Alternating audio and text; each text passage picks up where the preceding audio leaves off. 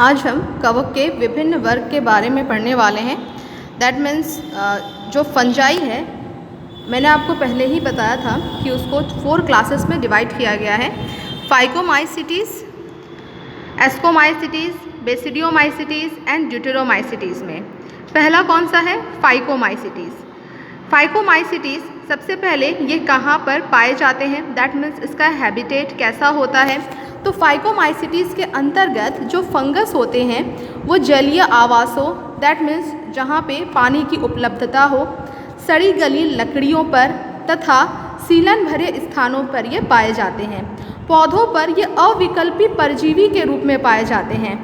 That means कि पौधों पर ये रोग उत्पन्न करते हैं और पौधों के शरीर से ये चिपक जाते हैं और पौधे जो भी फोटोसिंथेसिस के प्रोसेस के द्वारा भोजन का निर्माण करते हैं उस भोजन का उपयोग ये अपने लिए करते हैं, फाइकोमाइसिटीज़ के अंतर्गत आने वाले कवक। लेकिन बदले में ये उस प्लांट को कुछ नहीं देते, ये प्लांट को केवल हार्म पहुंचाते हैं, उसको हानि पहुंचाते हैं।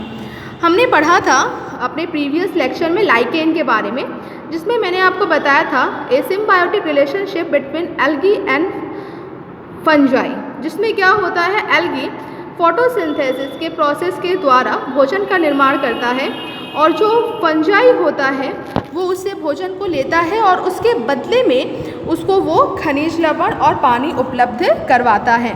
ठीक, तो आई होप आपको अविकल्पी परजीवी का मतलब समझ में आ गया होगा।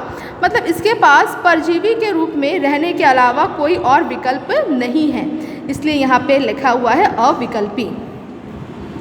अब बात करते हैं इसका माइसीलियम, दैट मीन्स कवक जाल कैसा होता है।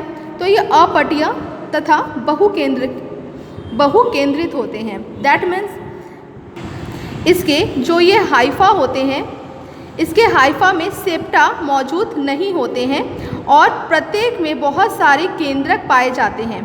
तो मैंने आपको बताया था एक कोशिका के अंतर्गत जब बहुत सारे केंद्रक उपस्थित हों तो उसको हम सिनोसाइटिक इंग्लिश में और बहुकेंद्रकीय हिंदी में बोलते हैं, आपको पता होगा ये बात। नेक्स्ट हम बात करते हैं कि इसमें जनन कितने तरह का होता है या जनन किस तरह से किया जाता है। तो इसमें जो जनन होता है वो 2 विधियों द्वारा संपन्न होता है।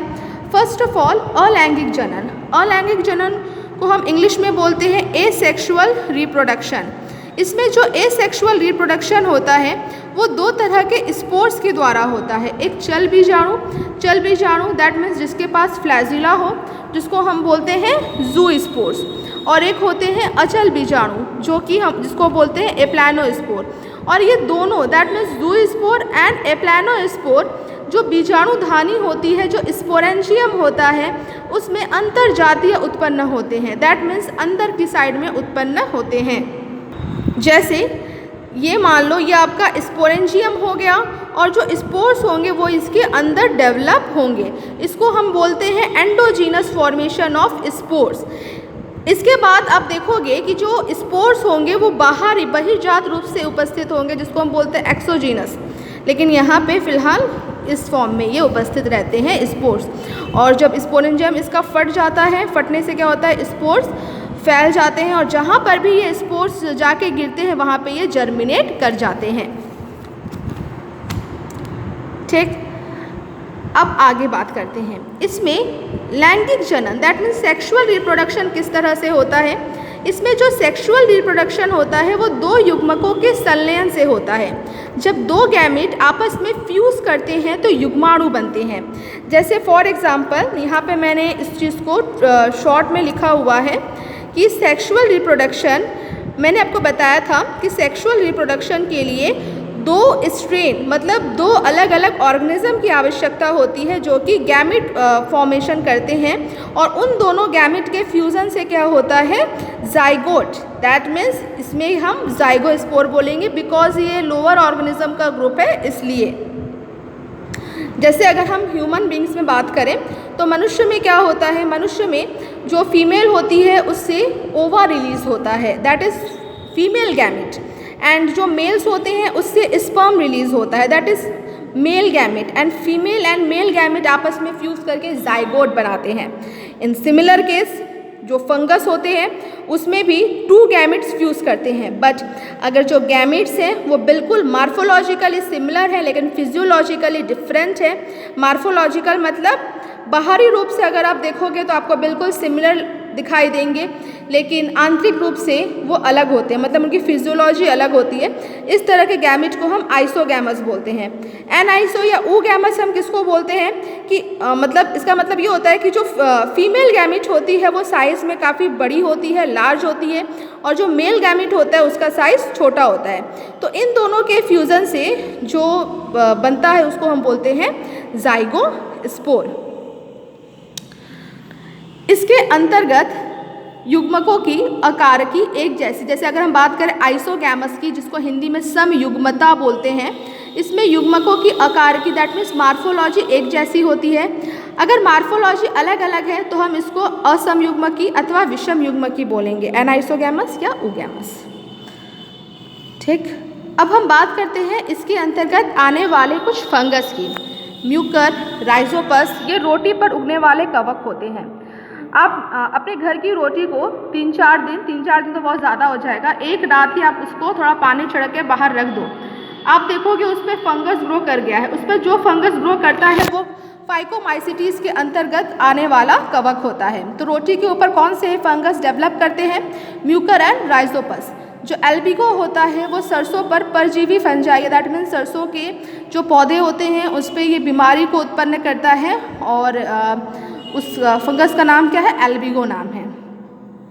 ये कुछ यूज़फुल भी होते हैं। यूज़फुल कौन कौन से इसके अंतर्गत फाइकोमाइसिटीज़ के अंतर्गत आने वाले कवक हैं? जो राइजोपस स्टोलेनिफर है, इससे फ्यूमेरिक एसिड का फॉर्मेशन होता है। जो राइजोपस ओराइजी होता है उससे अल्कोहल का निर्माण किया जाता है। राइजोपस को सामान्यतः काला फफूद, ब्लैक मोल्ड के नाम से भी जाना जाता है। अच्छा, टोरुला स्टेज क्या होती है इसके बारे में हम पढ़ लेते हैं। क्लैमाइडोस्पोर का निर्माण प्रतिकूल परिस्थितियों में होता है।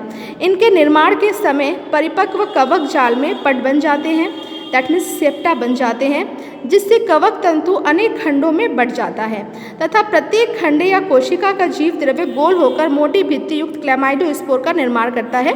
इसे टोरुला स्टेज कहते हैं। क्या समझा आपने कि इन टोरुला स्टेज में ये जो आपका फाइकोमाइसिटीज़ के अंतर्गत जो हाइफी होती है वो इस तरह से होती है, लेकिन टोरुला स्टेज का जब फॉर्मेशन होना होता है तो इसमें सेप्टा का निर्माण हो जाता है। इसमें सेप्टा दैट मीन्स इसमें पट बन जाते हैं और जीव द्रव्य यहाँ पे आके संघनित हो जाता है और धीरे धीरे इसकी भित्ति मोटी होती जाती है और ये गोलाकार रूप में ये कन्वर्ट होते जाते हैं। इसी चीज़ को हम बोलते हैं टोरुला स्टेज। ये प्रतिकूल परिस्थितियों में बनते हैं, दैट मीन्स जब हमारे जब फंगस के अकॉर्डिंग कंडीशन नहीं होगी, अनफेवरेबल कंडीशन में इसका फॉर्मेशन होगा।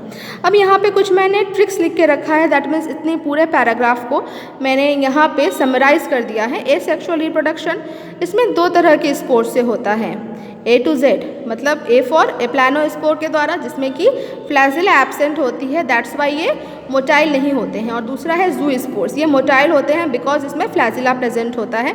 और ये जो इसमें स्पोर्स होते हैं वो एंडोजीनसली प्रेजेंट होते हैं, दैट मीन्स स्पोरेंजियम के अंदर मौजूद रहते हैं। जो सेक्सुअल रिप्रोडक्शन होता है उसमें गैमीट फ्यूज़ करके ज़ाइगोस्पोर का निर्माण करते हैं। अब गैमीट्स भी इसमें 3 तरह के होते हैं।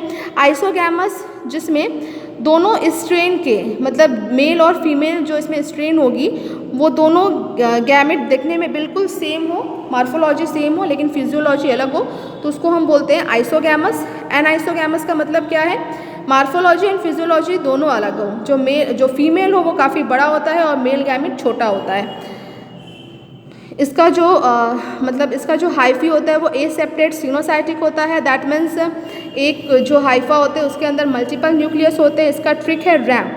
मॉडल्स रैम्प वॉक करती हैं ना, तो आप इससे उसको याद रख सकते हो। इसमें फाइकोमाइसिटीज़ के अंतर्गत आने वाले कवकों के नाम एग्जाम में पूछा जाता है, तो इसलिए मैंने यहाँ पे इस चीज़ को लिख के रखा है, जिसमें R for rhizopus, A for albugo, M for mucor and P for phycomycetes. तो आई होप आपको ये फाइकोमाइसिटीज़ का पूरा लेक्चर समझ में आया होगा। Thank you.